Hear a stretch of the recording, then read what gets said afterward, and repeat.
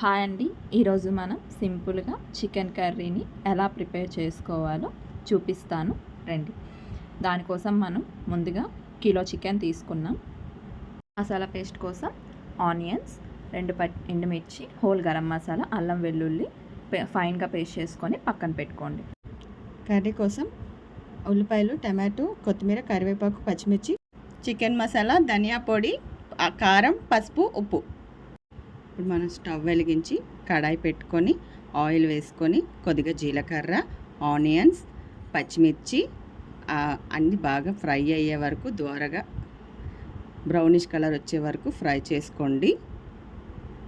Onions brownish కలర్లోకి వచ్చేసాయి కదా, ఇప్పుడు మనం అందులో గ్రైండ్ చేసుకున్న మసాలా పేస్ట్ని యాడ్ చేసుకుందాం. ఇక్కడ నేను 2 టేబుల్ స్పూన్ మసాలా పేస్ట్ని యాడ్ చేశాను. మసాలా పేస్ట్ని పచ్చివాసన పోయే వరకు ఆయిల్లో బాగా ఫ్రై చేయండి. మసాలా ఇప్పుడు బాగా ఫ్రై అయింది కదా, ఇప్పుడు మనం ముందుగా కట్ చేసుకున్న టమాటోని యాడ్ చేసుకుందాం. టమాటోస్ మెత్తబడే వరకు ఫ్రై చేసుకొని అందులో మనం కట్ చేసుకున్న కరివేపాకు, కొత్తిమీర, ఇప్పుడు మనం అందులో కొత్తిమీర, కరివేపాకు వేసుకున్నాం కదా, అందులోనే కాస్త పసుపు, ఉప్పు, నీట్గా క్లీన్ చేసుకున్న చికెన్ని యాడ్ చేసుకుందాం. ఇప్పుడు మనం చికెన్ని యాడ్ చేసుకున్నాం కదా, ఇప్పుడు మనం ఆ చికెన్ను బాగా మనం వేసుకున్న మసాలాలన్నీ బాగా పట్టేలాగా బాగా కలుపుకొని దాన్ని నుంచి వాటర్ రిలీజ్ అయ్యే వరకు మూత పెట్టి మగ్గించుకుందాం. చికెన్ నుంచి వాటర్ రిలీజ్ అవుతుంది కదా, అలా రిలీజ్ అయితేనే చికెన్లో ఉన్న నీచు వాసన అంతా పోయి చికెన్ మంచి టేస్టీగా వస్తుంది. చికెన్ నుంచి ఇప్పుడు వాటర్ రిలీజ్ అయింది కదా, ఇప్పుడు మనం దాంట్లో 2 టేబుల్ స్పూన్ల కారాన్ని యాడ్ చేసుకుందాం.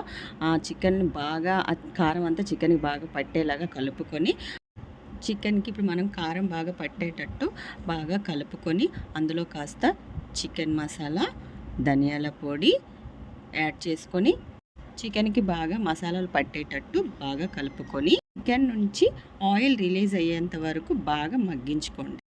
చికెన్ నుంచి ఆయిల్ రిలీజ్ అయితేనే చికెన్లో ఉన్న నీచు వాసన అంతా పోయి చికెన్ టేస్టీగా వస్తుంది.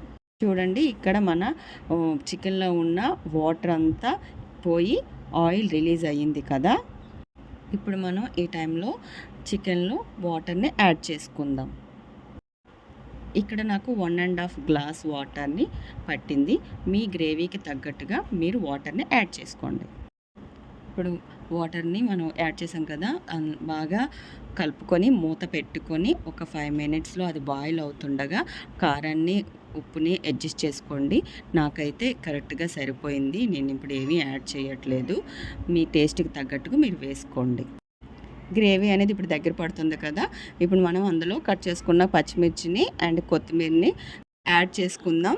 పచ్చిమిర్చి అనేది పూర్తిగా ఆప్షనల్. అంతే ఫ్రెండ్స్, ఇప్పుడు చికెన్ కర్రీ రెడీ అయింది. ఇక సర్వ్ చేసుకుందాం. Tasty and Emmy chicken curry ready అయిపోయింది. మీ ఇంట్లో కూడా ట్రై చేయండి. ఇక్కడ మేము పూరీ చేసుకున్నాం. పూరీతో చికెన్ చాలా బాగుంటుంది. మీరు ఒకసారి ఇంట్లో ట్రై చేయండి.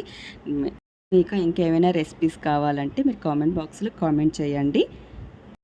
అలాగే ఛానల్ని సబ్స్క్రైబ్ చేయండి, షేర్ చేయండి, లైక్ చేయండి. Thanks for watching.